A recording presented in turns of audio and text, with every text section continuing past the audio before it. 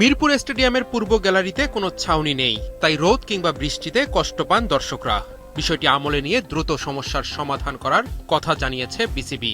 সংবাদ সম্মেলন ডেকে সভাপতি তামিম ইকবাল খান বলেন, বিদ্যুৎ সাশ্রয়ের জন্য উন্নত বিশ্বের মতো পুরো স্টেডিয়ামে সোলার প্যানেল বসানো হবে। এছাড়াও জাতীয় ক্রিকেট লিগ নিয়েও আছে বিসিবির নতুন পরিকল্পনা।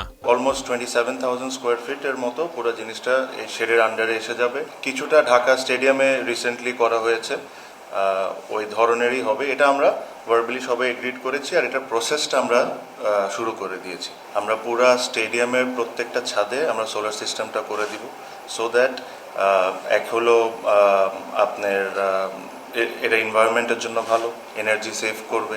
কাউন্টি ক্রিকেটে ফার্স্ট 11, সেকেন্ড 11 থাকে। এনসিএল যখন শুরু হবে, Chittagong will have 2 teams, first 11, second 11। এভাবে করে প্রত্যেকটা টিমের ফার্স্ট 11, সেকেন্ড 11 থাকবে। 3 মাসের মধ্যে নির্বাচনের ম্যান্ডেট অ্যাডহক কমিটির জন্য। সংবাদ সম্মেলনে বোর্ডের এবং নিজের নির্বাচন নিয়েও প্রশ্নের উত্তর দিয়েছেন সভাপতি তামিম ইকবাল।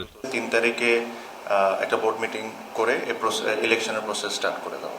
30 থেকে 45 দিনের মধ্যে ইলেকশন হয়েছে, so which is at least 2-3 weeks before আমাদের ডেডলাইন। ঠিক আছে। সেকেন্ডলি, যেটা রিজাইনের কথা বলেছেন, এরকম কোনো কথা আমরা চিন্তা করিনি। আমি ব্যক্তিগতভাবে তো এরকম কোনো কথাই চিন্তা করি না। ডে 1-এ আমি বলেছি যে আমি ইলেকশন করব, প্রেসিডেন্টের ইলেকশন আমি অবশ্যই পার্টিসিপেট করব। তামিম এখন বোর্ড সভাপতি, কিন্তু সাকিব আল হাসান এখনো আনুষ্ঠানিক অবসর নিতে পারেননি বাংলাদেশ ক্রিকেট থেকে। সাকিব আদৌ ফিরতে পারবে কিনা তার রাজনৈতিক পরিচয় দূর করে, এমনকি মাশরাফি বিন মুর্তজা বা দেশের প্রথম টেস্ট অধিনায়ক নাইমুর রহমান দুর্জয়ের ভবিষ্যৎ কি, তাও বললেন তামিম ইকবাল। সাকিবকে নিয়েই আমরা কথা বলছি, but I will also request, যখন আমরা এই প্রশ্নটা করেন, আমাদের 3 জন ক্রিকেটার, 3 জন এক্স ক্যাপ্টেন, মাশরাফি মুর্তজা, নাইমুর রহমান দুর্জয়, সাকিব আল হাসান একই ধরনের সিচুয়েশনে আছেন। তো it is not right for me two sit here and talk about only one particular cricketer.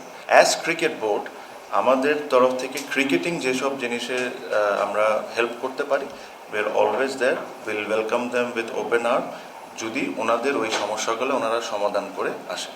আয়ের চেয়ে গত 2 বছরে ক্রিকেট বোর্ডের ব্যয় হয়েছে বেশি। দেশের ক্রিকেটের সর্বোচ্চ সংস্থাকে আবারও আগের অবস্থায় ফিরিয়ে নেওয়ার ব্যাপারেও অ্যাডহক কমিটি কাজ করছে বলে জানান সভাপতি তামিম ইকবাল খান।